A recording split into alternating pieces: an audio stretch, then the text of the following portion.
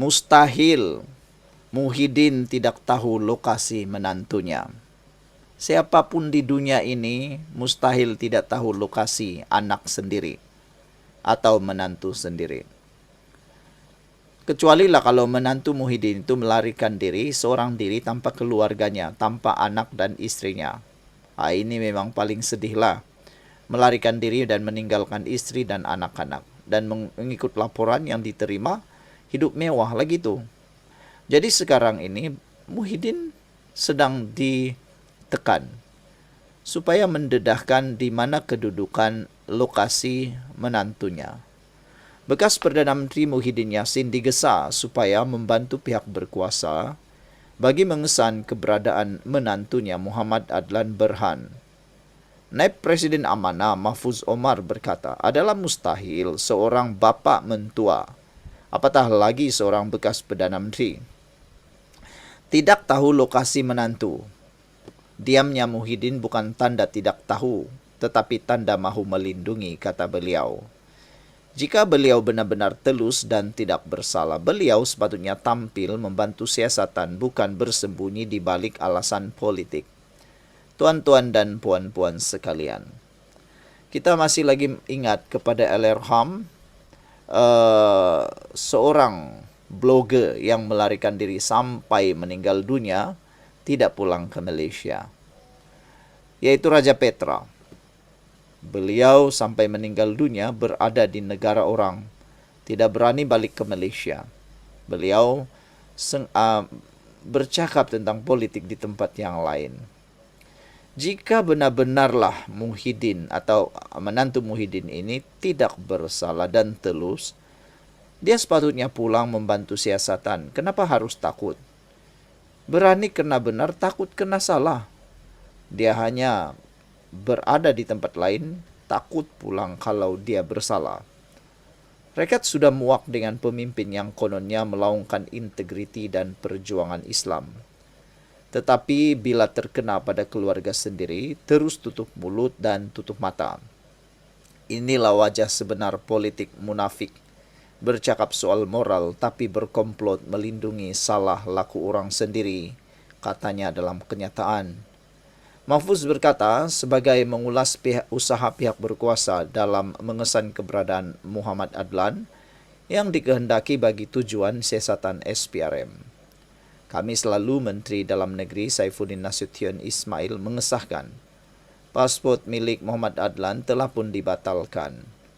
Saifuddin berkata, ia susulan permohonan yang telah dikemukakan oleh SPRM untuk membatalkan pasport individu yang dikehendaki itu.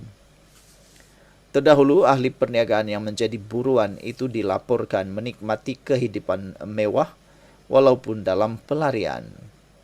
New Street Times melaporkan bahawa ia memberi beberapa gambar yang menunjukkan Muhammad Adlan bersama tokoh-tokoh ternama Asia Barat yang tidak dinamakan. Akhbar berbahasa Inggris itu juga mendakwa bahawa Muhammad Adlan yang meninggalkan Malaysia pada tahun 2023 telah melakukan perjalanan dari sebuah negara di Asia Barat yang tidak dinyatakan untuk bercuti, termasuk ke Thailand, dan dilaporkan pula bermain golf dan mengunjungi lapang sasar menembak. Adlan dan peguamnya monsur saat kini dikehendaki berhubung dengan satu projek melibatkan penyelewengan dalam pendaftaran biometrik pengambilan dan penyimpanan data pekerja asing bagi sebuah kementerian. Mahfuz berkata, pihaknya mendesak agar pihak berkuasa meneruskan tindakan tanpa gentar, dan jika terbukti Muhyiddin menghalang siasatan atau menyembunyikan maklumat penting, beliau juga harus disiasat di bawah peruntukan undang-undang yang berkaitan. Tegasnya, sudah tiba masanya rakyat melihat bahawa tiada sesiapa kebal di sisi undang-undang walaupun bekas Perdana Menteri. Bila kena orang lain, Muhyiddin lantang cakap soal integriti, tapi bila kena menantu, sendiri terus hilang suara. Jangan jadi wira di mimbar tapi penakut bila depan SPRM. Islam tidak ajar melindungi atau salah keluarga. Hanya politikus hipokrit yang buat begitu, katanya lagi. Sekian dulu untuk kali ini. Jangan lupa tinggalkan komen Anda. Bye-bye. Salam sejahtera. Terima kasih karena bersama dengan saya di Nazilin Unity Channel. Albert T. pemberi maklumat berkait dengan skandal rasuah di Sabah. Ada orang anggap dia sebagai hero. Ada juga orang anggap dia sebagai salah seorang yang melakukan jenayah. Karena menurut netizen, antara yang bagi rasuah dengan menerima rasuah sama sajalah, dua-dua itu jenayah.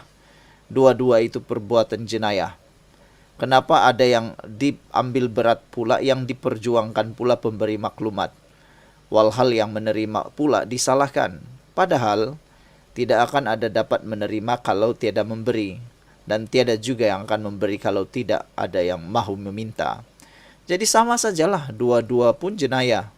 Kenapa pula kamu memperjuangkan Albert T saja?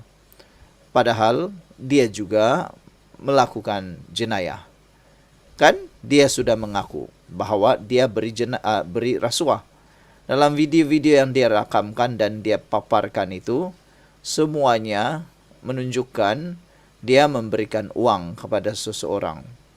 Jadi, pengakuan itu sebenarnya secara tidak langsung sudah menunjukkan dia itu sudah bersalah. Video-video itu bersalah karena dia beri rasuah.